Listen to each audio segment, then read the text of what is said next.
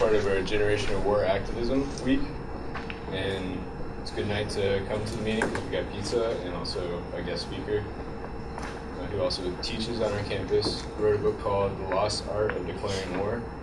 Dr. Brian Hallett teaches in the Matsunagu Institute for Peace. Also is a war veteran, Vietnam War, lieutenant in the Marines, has a son in the Marines, so very knowledgeable in the area of war. Going to talk about his book and constitutionality of Congress's responsibility of declaring war. And so, good night to come, and thanks for being here. Thank you for inviting me. I teach in the Institute for Peace. I have a survey course and a course on Gandhi and King. And in September, I published with Cambridge, Declaring War. My overall contention is that the Constitution is not only a living document, but it's an unfinished document. So there is a major flaw in the Constitution, and the flaw is revealed by the incapacity of the Congress to declare war. The initial reviews of the book are that I've written 270 pages about a problem that does not exist. And I've used methodology that's illegitimate. So the only legitimate methodology is a statistical, quantitative one, right? If you don't do statistics, you're not scientific. I use a normative methodology, which the reviewers don't like. So that's the book.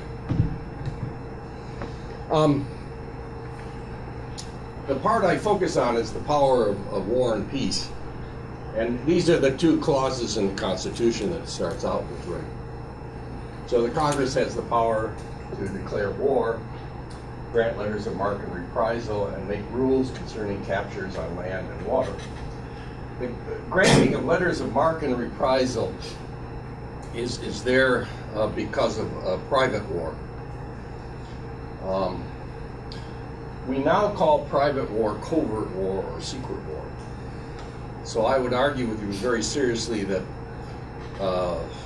when President Obama sends somebody off to Somalia to do the assassination of Osama bin Laden. So that, it's not 100% clear, but that's an exercise in private war. It wasn't nobody was supposed to know about it, right? The declaring of war is for public war, which is what I'm interested in.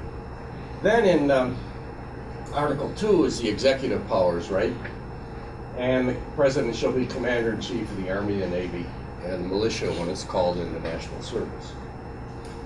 And for 230 years, the argument has been that there is a conflict between these two clauses. And specifically, there's a separation of power problem. That the Congress has the power to declare war, the president has the power to command, and these two things should be separate. But the history of 230 years is that they're not separate, because the president does everything. And is what we have to do is we have to sort out somehow this separation of power issues. One of my most controversial assertions is that that's total nonsense. There's no separation of power issue. Hamilton and Madison were the ones that to discuss this in 1793 when President Washington made a proclamation of neutrality because of the French Revolution. So the United States had a treaty of friendship and trade with France from the Revolutionary War. And one of the clauses was when either country is attacked, the other comes to the aid. Well, in 1777, 1778, the French came to the aid of the Americans because the British were attacking them. And now in 1793, the French are being attacked by the Austrians and the Prussians, and they want American help. And, you know, Washington made the decision, well, you know, treaties are great, but we're a small, little, tiny country. We've got all kinds of problems. We don't really have an army. We haven't got any navy at all. You know, you guys fight. We'll be neutral. We'll be neutral. Madison and Hamilton wrote a series of newspaper articles. Madison arguing for a weak executive, and he interpreted the Constitution to say that the Congress declares war and then the president commands. So you have the separation of powers, right? And if Congress doesn't declare war by implication, the president can't command. Hamilton, as you all know, talked about a strong executive, and his interpretation was that the president decides the question of war and peace. The president then requests some sort of an authorization. They didn't use the word authorization in the 18th and 19th century. Nobody's clear. Request a declaration of war, request an authorization. It's not at all clear, right? But the president makes the request to the Congress. The Congress complies, and then the president goes off and commands. So you have a strong executive, weak executive, and this is the separation of power issue that we have been debating for 230 years, and the Congress still doesn't declare war, so what's the point? It's a misunderstanding of the situation in the Constitution. So under Madison's weak executive, the Congress has declared war in minimal, let me stress, minimal technical terms 4 times.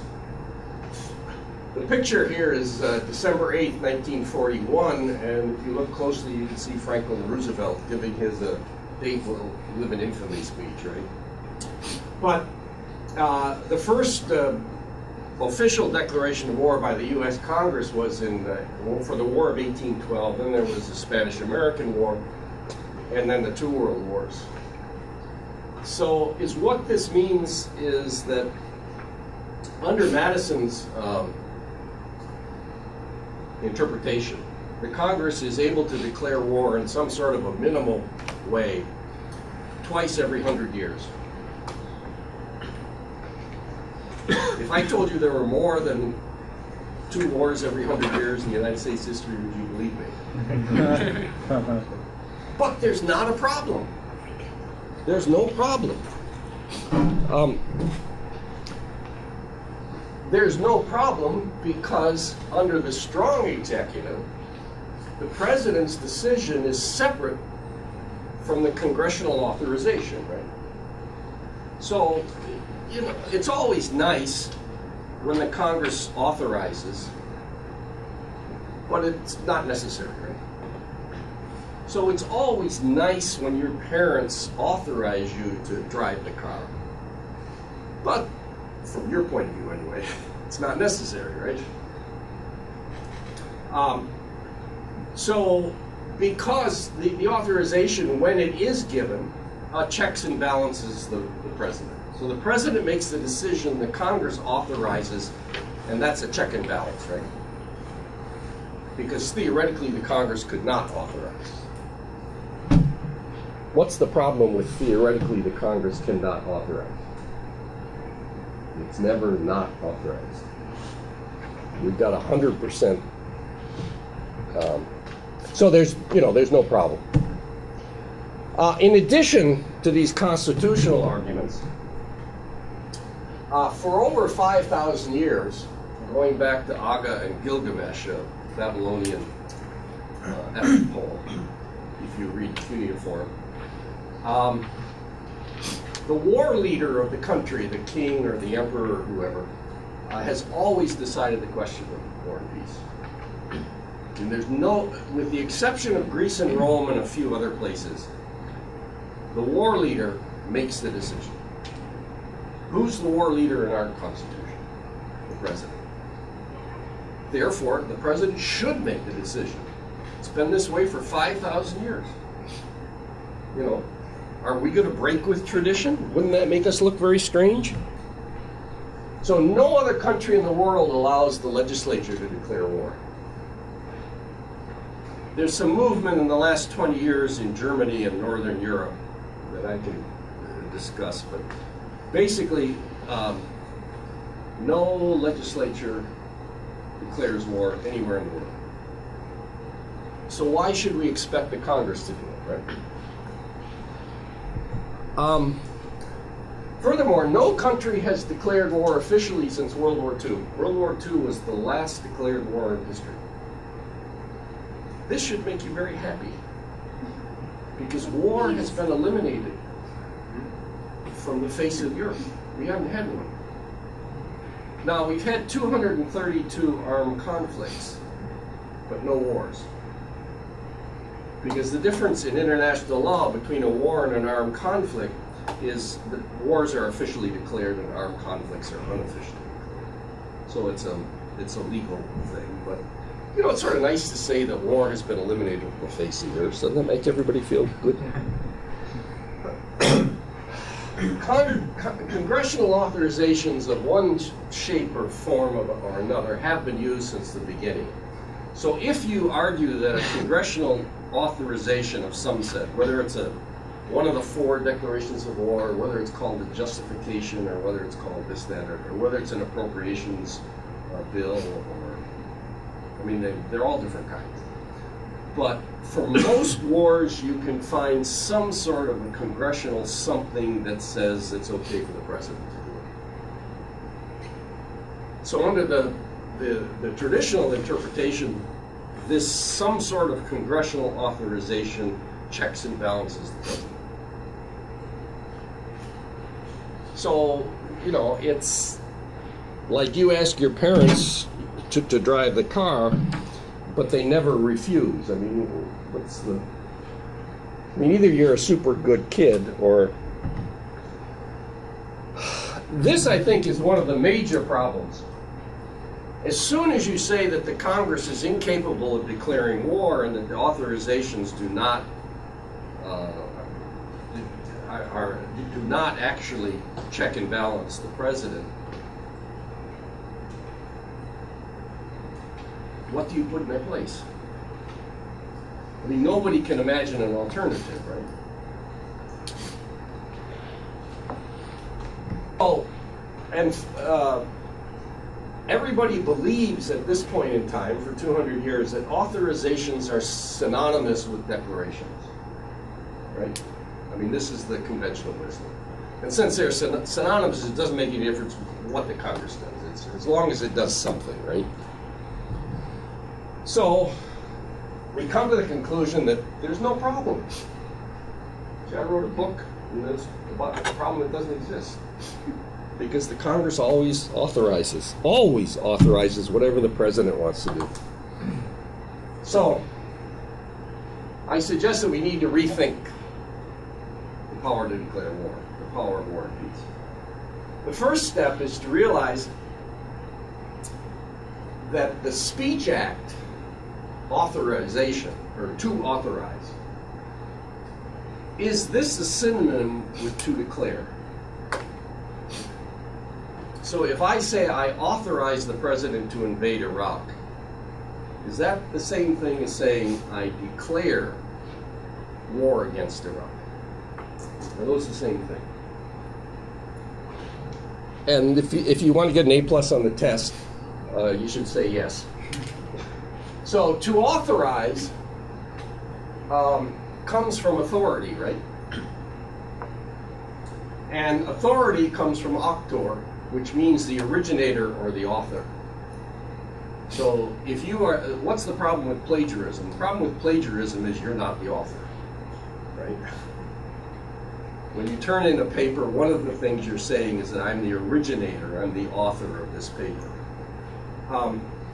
And to authorize the IZE, it means that you are not the author, but we're going to treat you as if you were the author, right? So it's approval of a decision that somebody else made. So you ask your parents, can I borrow the car tonight? And they say, yes, we authorize you to borrow. So you made the decision that you wanted to drive the car tonight. And then they come in and authorize it. To declare is a speech act. It's the public announcement of a decision by a competent authority. So a disaster declaration is a declaration by the mayor or the governor or the president that the situation in New Orleans has gotten out of hand. And he announces publicly his decision after reviewing the evidence that the situation in New Orleans is just out of control. We have a disaster, right? So a declaration is a public announcement by a competent authority that he has decided for war and against peace. So it's a public announcement of a decision. So the other thing I think we should think about is, did war and declarations of war exist before the Constitution of the United States? I mean, were declarations of war invented in 1787? So if you're talking about war and the declarations of war, looking at the Constitution and looking what Madison and Hamilton said, and then everybody else, right, doesn't really get you to the main question, because the main questions are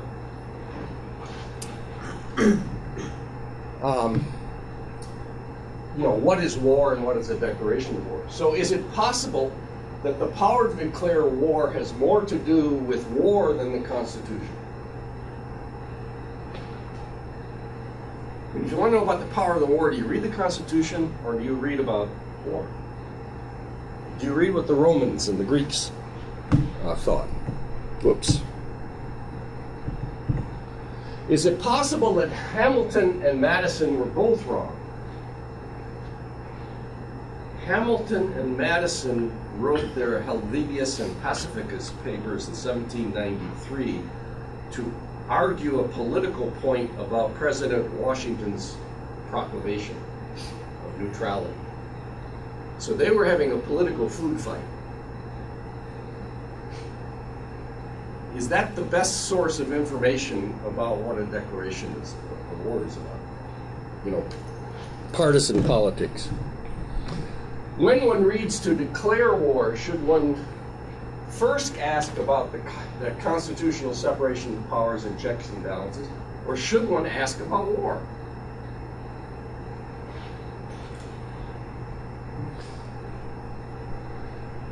When one reads to declare war, what is the first question that should come to your mind? First question is, what the hell is a declaration of war?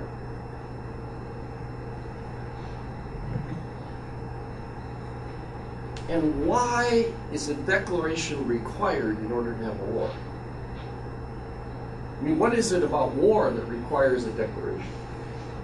These two questions have not been asked for 2,500 years. Okay, rethinking the power of war and peace. So we're now going to use my illegitimate methodology, which is a normative methodology, right? And the first question is, what is a declaration of war? So first of all, a declaration of war is a speech act. I mean, this is very, very important.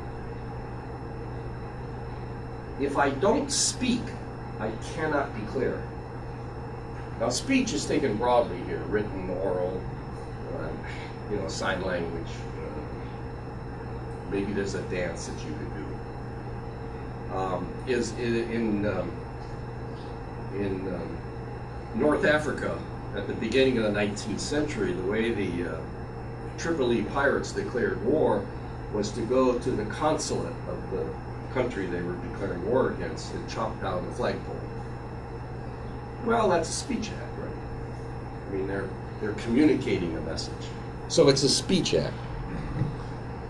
And as I said before, it's a public announcement of a decision by a competent authority.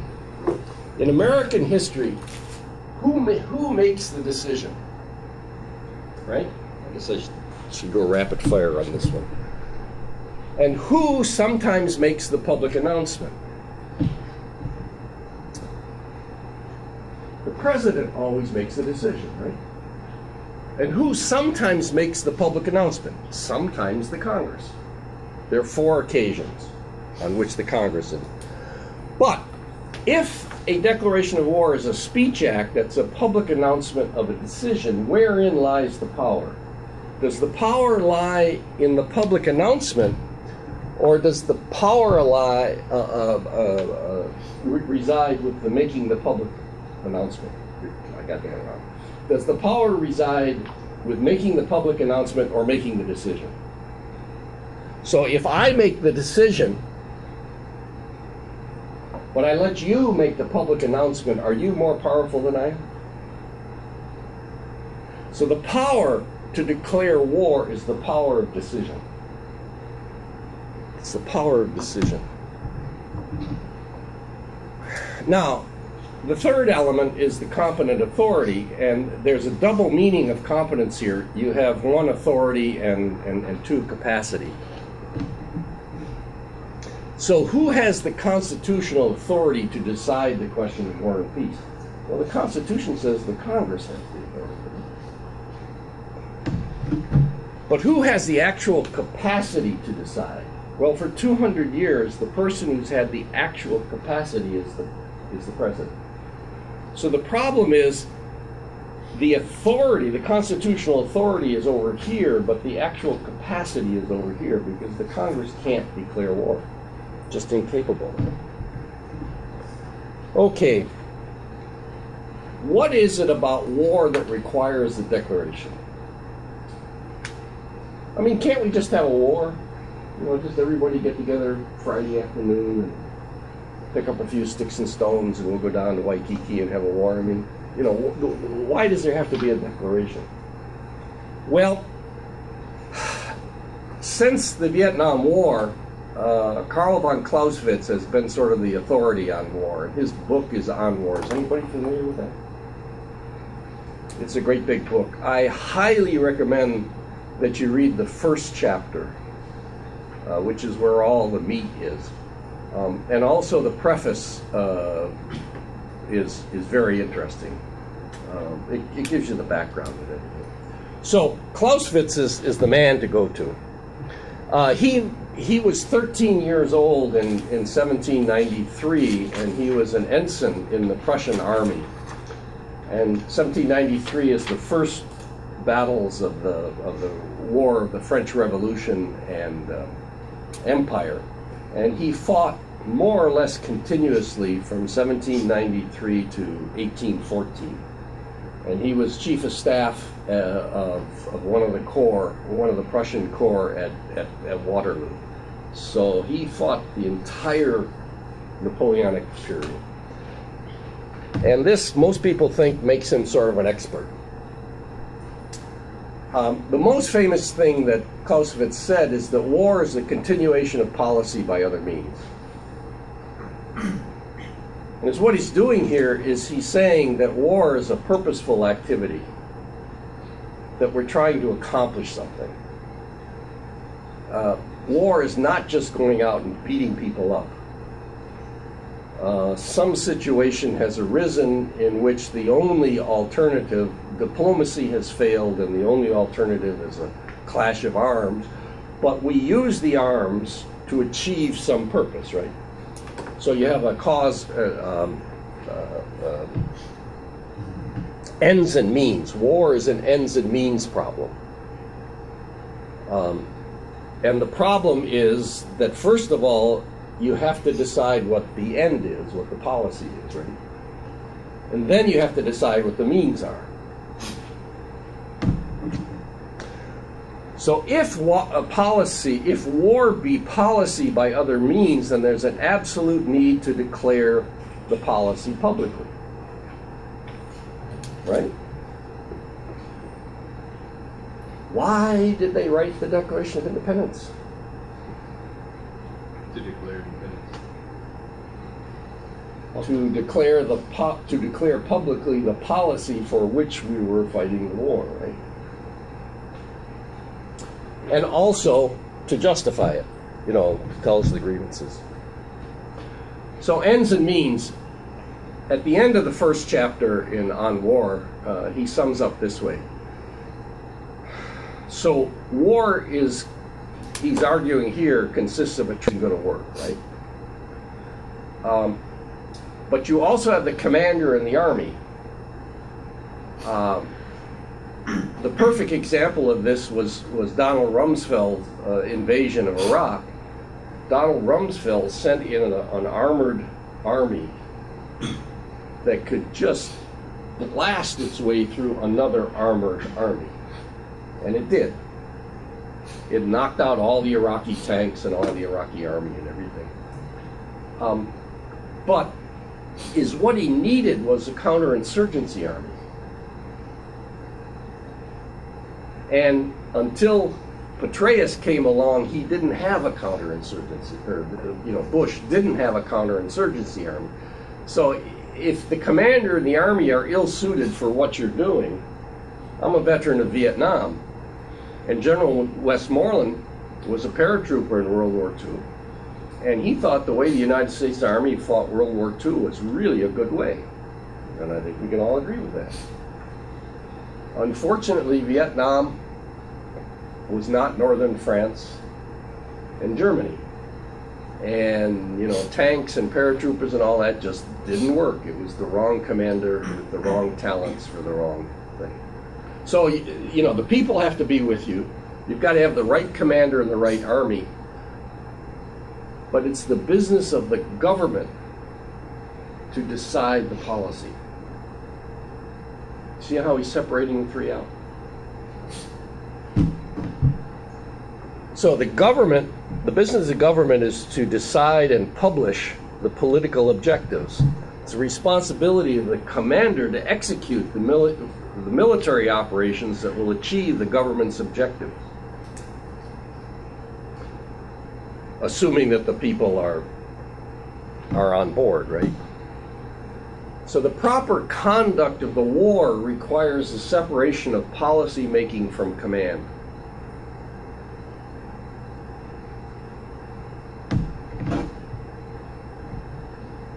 This separation allows the government to declare and publish the reasons and the goals for going to war, and the commander and to the commander, the people, and the world. So the reason that the emperor or the king or the president should not declare policy is because he is also the commander-in-chief. And the commander should not be making policy. The skill set and the attitudes that are required to be a commander are different from the skills and the knowledge that's required to analyze foreign policy and come up with the policy that we're going to fight for, that we're going to publish and declare.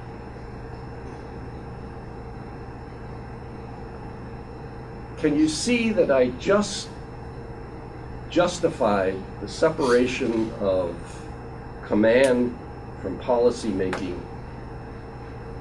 without using the Constitution? Whatever the case may be in the rest of the Constitution, with respect to the declare war clause, the reason for the separation has to do with war, not with politics, not with political theory, not with Madison or Hamilton or whoever. So the decision to wage in Vietnam or Iraq, or you pick your war, was defective not because it violated any constitutional principles, but because it violated the principles of war. I mean, if you're going to conduct war, you don't let the commander-in-chief decide the question of war and peace. So, unlike 1776, the policy objectives in Vietnam, Iraq, and elsewhere that should guide and direct the commander's strategy and tactics were not declared by the government. And here the government means not the executive, right? In the required form, they also lack the required content. Okay, this is the chance to go to the pink one.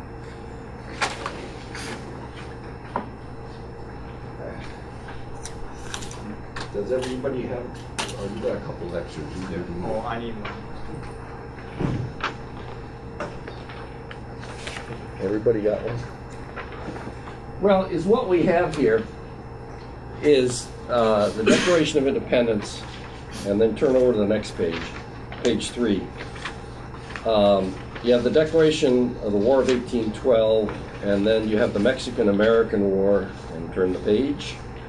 You have 2 declarations for the Spanish-American War, and then the on the, I guess it's the 5th page, for World War I, and all the way on the bottom you've got, at the back, you have for World War II.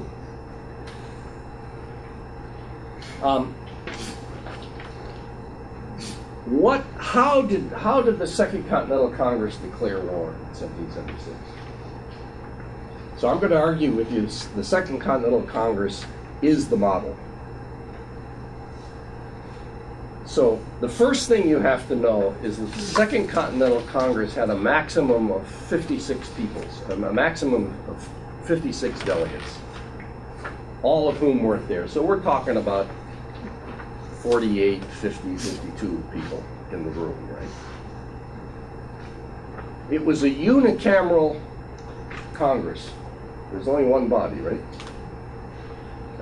And because it was small, they used committee of the whole rules. Everybody know committee of the whole, standing committee? Committee of the whole rules are that everybody in the group is present and able to speak and able to vote, so that everybody's involved in everything. Now, the good thing about committee of the whole rules is that everybody's involved and everybody gets to vote, right? The bad thing is, have you ever been to a meeting? The bad thing is that a lot of people just sort of talk. I mean, you can waste a lot of time in a committee of the whole where everybody gets to speak, right? So it's very inefficient. It's very inefficient. But it makes up for the inefficiency by including everybody. You get more points of view. People get to talk things through until everybody is, pretty clear about what the question is. Standing committee is what has developed in the Congress since 1800. Slowly over 100 years. And that's where a bill is introduced and it's immediately sent to one or more standing committees. So the entire group breaks itself up into smaller groups. So there are 24 committees, I believe, now in the Congress, in the 2 houses. And a foreign policy thing goes to the Committee on Foreign Policy, and Interior goes to Interior, and Agricultural bill goes to Agricultural. And the thing about standing committee organization is that it increases efficiency. Because instead of everybody talking about everything, the bill is sent off to a group who become expert.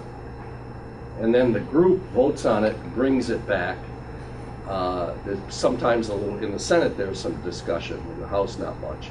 And then they vote on it, it passes. So you can get a lot more work done if you divide the work up into standing committees.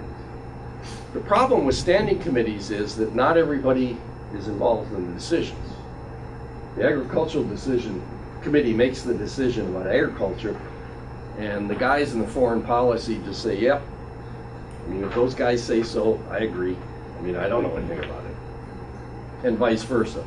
The other thing that happens with standing committees is that the executive departments capture them. Because the executive departments have all the knowledge about what's going on. And I would argue very, very strongly that the standing committee organization of the present Congress is probably the most efficient organization that you can imagine, with all the problems, right? However, the question of war and peace is just different than agriculture, than taxes or agricultural or, whatever. So, the first thing you have to know is that the Second Continental Congress had a maximum of 56 people, unicameral, committee of the whole rules. In May 10th of 1776, John Adams moved and Richard Henry Lee of Virginia seconded a motion that the colonies get rid of their royal governors and establish independent governments. Elect a local, some local guy to be governor. This is the act that made the United States independent. Getting rid of the royal governors cut the ties with Britain formally, right? So, in May 10th, the Second Continental Congress has made the crucial decision to be independent. A month later, on June 7, Richard Henry Lee of Virginia introduced and John Adams seconded. You see there's sort of Massachusetts and Virginia working together here. He introduced 3 resolutions. The first resolution was that the colonies are right and ought to be free and independent. The second is expedient forthwith to take effectual means of forming foreign alliances, and a plan of confederation be prepared and transmitted to the colonies for their ratification, approbation. After the colonies are independent, they got to get organized, right? Well, the first thing they got to do is they have to write a constitution. So that's the third one. It wasn't particularly successful, but, they tried. They did it. The second thing is, now that we're independent, we have foreign relations to worry about. We've got to think about treaties. Moreover, we've got to think about somebody giving us some money so we can fight the British. So the second was to form a treaty with France so that France would send an army and a navy and money so that we could fight the revolution. Spain also came in, and Sweden. We formed treaties with them. The Netherlands gave some money. And then, we're now going to fight this war. Does anybody know why we're fighting the war? I mean, something happened up in Boston. There have been British troops running around here, running around there. George Washington's been fighting in New Jersey. He got kicked out of New York. Anybody know what we're doing? I mean, what the hell are we doing? Have a say in our own government. What? We're trying to have a say in our own government. We weren't represented. You see, in July 1st, you couldn't say that. Which is to say more clearly, you could say it, but the guy next to you is going to say, no, that's wrong. I mean, we're British citizens. Think of everything the king has done for us, right? I mean, the point is everybody's talking. Everybody's talking. They wrote a Declaration of Independence. After, on July 5th, was there any question why we were fighting? Now, you could disagree with what the Declaration of Independence said, and 1/3 of the population did disagree, right? But you're aware of why.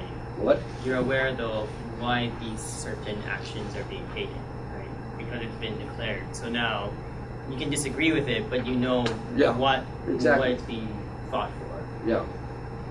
More important, General Washington knows, and the Army knows. Okay. So I assume you read the Declaration of Independence, but I want to point out that first of all, you have a preamble that's a philosophical thing, right?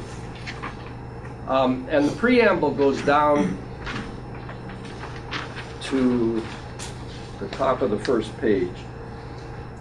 So the history of the present King of Great Britain is a history of repeated injuries and usurpations, all having the direct object the establishment of an absolute tyranny over these states. To prove this, let facts be submitted to a candid world. And then you have 27 grievances, right? This, in the technical term for this list of grievances, is the indictment. So the Declaration of Independence, after the preamble, indicts the King George III for 27 crimes, 27 types of tyranny. Now, and the point is, in 1776, you could go through this list and say, well, that one's right, that one's wrong, and you could decide on what your position is. But the point is, they're explaining the grievances that have caused the breaking of the peace. So after the grievances, you have what's called, after the indictment, you have what's called the denunciation of war. We must therefore acquiesce in the necessity which denounces our separation, which denounces the war. So to indict someone, so-and-so stole my Coca-Cola, is one thing. But you have to denounce in a prosecutorial system, and this all comes out of Roman law, right? You, in addition to to indicting the crimes, you have to denounce the person and the crimes for doing them. Because if I just say you stole it and walk away, what's the point? I mean, I got to say I'm going to come and punch your nose out. I'm going to denounce you. Then, and we hold them as we hold the rest of mankind, enemies in war, in peace, friend. That's the declaration of war. So you denounce the necessities that force you to war, these grievances. Then you declare war. And then what did they do? Everybody misses this. They declared peace. So we, therefore, the representatives, authority of the people, publish and declare that these colonies are of right and ought to be free and independent states. So there's all these grievances that we've indicted and denounced. We've declared war, but when is peace going to occur? When will peace be restored? When the British recognize their independence. What are the war aims? The war aims is independence. What are the peace terms? The peace terms are independence. So, can you see how the Declaration is a very, very complicated document? You should have some sort of a philosophical human rights kind of thing, because that sounds nice. But you have to indict. You have to be very, very specific. What have these people done to break the peace?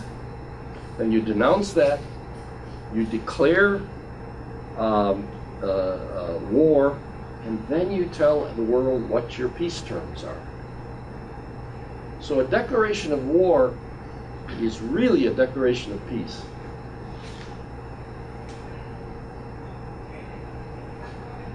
Did you ever hear that before?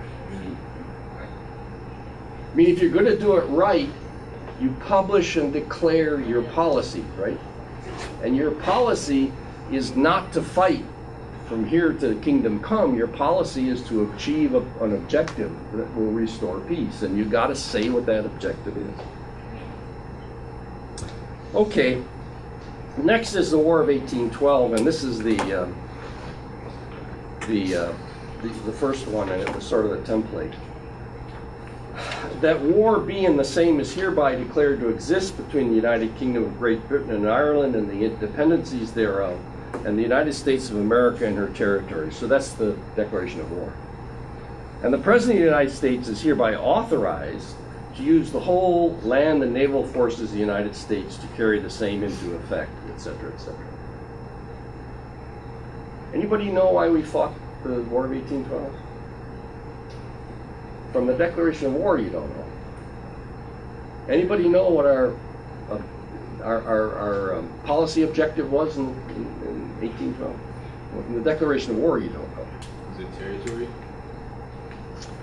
Well, I wrote a chapter on this, and you don't even want to ask. It was so confused. Some people said territory, some people said honor, you know, and the British whipped us. The British whipped us.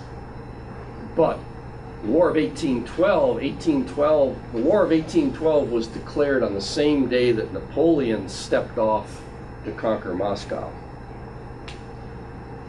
So that the British were busy fighting Napoleon. And they were just a little bit too busy to fool around with these idiots in North America, right? But they whipped them nonetheless. They burned Washington, right?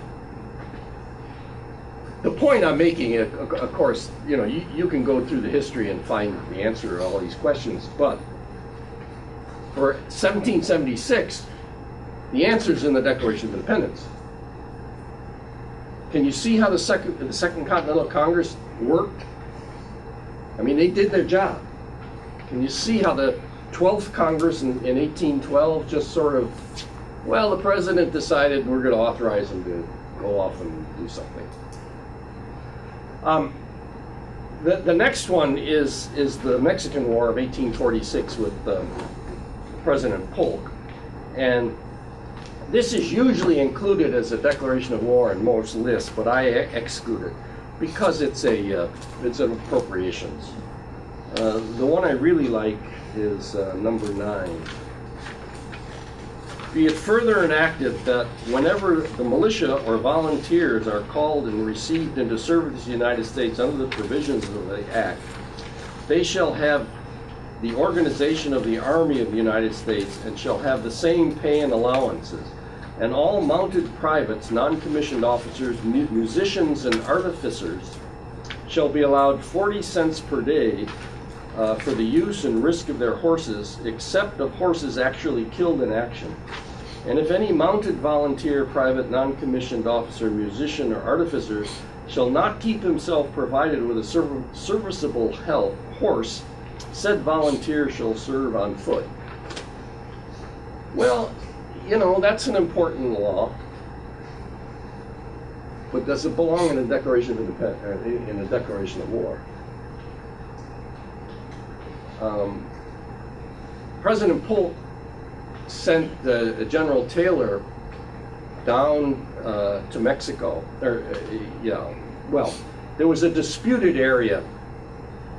The border between Mexico and Texas was disputed in 1846. President Polk sent Taylor to the disputed area, and then he told, well, he didn't actually tell Taylor, but he hinted to Taylor that Taylor should move from the disputed area into Mexico. And you'll be surprised to learn that when General Taylor and his army went into Mexico, the Mexican army defended itself. And General Taylor sent a telegram to Washington saying the Mexicans have attacked us. Well, if you invade another country and that army attacks you, it's an attack, right? And Polk went to Congress immediately with this telegram, and there was an appropriations bill already on the floor, and they added the first the first clause saying that war exists between us. So, this is not a declaration of war, it's an appropriation. I'll skip over let me make one point. For the Spanish-American War, there are 3 declarations. The first one is a House declaration, or is a draft declaration drafted by the House. It's really pretty good. The second is the Senate version of it. And then after the war actually began, there's a third declaration, which is an absolute thing. And the point of this is, we need to understand that there are two types of declarations. There are conditional declarations and absolute declarations. And the way the system is supposed to work, at least the way the Romans had it figured out, you first make a conditional declaration. We're upset about taxes without representation. If you don't remedy that, then we may go to war. So that's the conditional declaration. And then if the remedy isn't there, then you make an absolute declaration. The main thing about the Senate version, this must be what, page 4? Yeah. 1, 2, 3, 4, 5. At the very top of page 5. The first line on the page, it has been set forth by the President of the United States. So the first resolving clause in the Senate version, which was finally passed, first, the people of the island of Cuba are, and of right ought to be, free and independent. That sentence is a logical contradiction. So the United States is declaring war for the purpose of freeing the Cubans, right? But the Declaration says that the people of the island of Cuba are already free. So what are we doing? It's a long, long story, but that first resolving clause was there because the Senate was trying to embarrass President McKinley in the upcoming midterm elections. So it's all politics. It's nothing about what the grievance is, what is the peace terms or anything. And then you have the First and Second World War declarations, which are essentially like 1812. The point is that a declaration, well, first of all, you have two kinds. You have conditional and absolute. And as a conflict resolution strategy, if you're having a conflict with someone, the first thing you should do is make a conditional. You know, I'm upset that you took all my McNuggets, right? You know, if you don't stop stealing my McNuggets, I'm going to get upset, right? So I do it conditionally. And then if he doesn't stop stealing my McNuggets, I punch him out, right? I make the absolute declaration. And it's a complicated document with an indictment, a denunciation, a declaration of war, and a declaration of peace. And the point is that it publicly declares the policy. And once you know the grievances, and once you know the policy objectives, the war aims, the peace terms, which the government should do, right? Then the commander, it's his responsibility to figure out how to, you know, if independence is what we want, then I should do this, right? And I should not do that. And it's the commander. The Iraqi war is very, very interesting. Because what was the objective that Tommy Franks, General Franks, was given by Rumsfeld? The objective he was given was to find weapons of mass destruction and overthrow Saddam Hussein.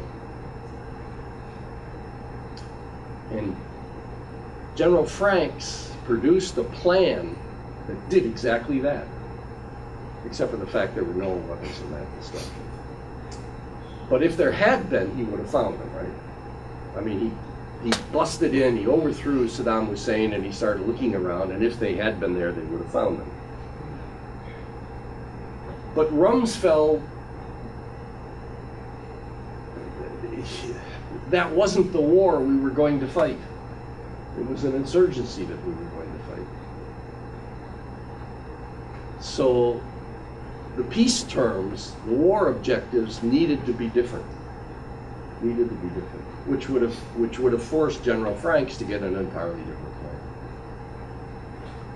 Have I talked too long? Well, I was actually just about to say we've exhausted the time for the room. Oh. So if we want to open up maybe a little bit of Q&A, then maybe the last 5 minutes here or so. Anybody have any questions? I got a lot of questions. Well, one thing that concerns me as far as being active against undeclared wars is since we're in a war that's undeclared, and usually peace terms get declared with the war or declaration of war. How do we ever know when and where we're going to get out of the current wars that we're in? Well, the short answer is nobody knows.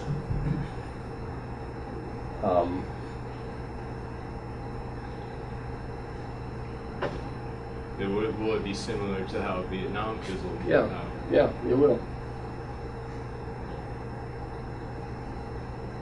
Well, this is my second Vietnam book, so I'm still fighting Vietnam. If you start out with a mess,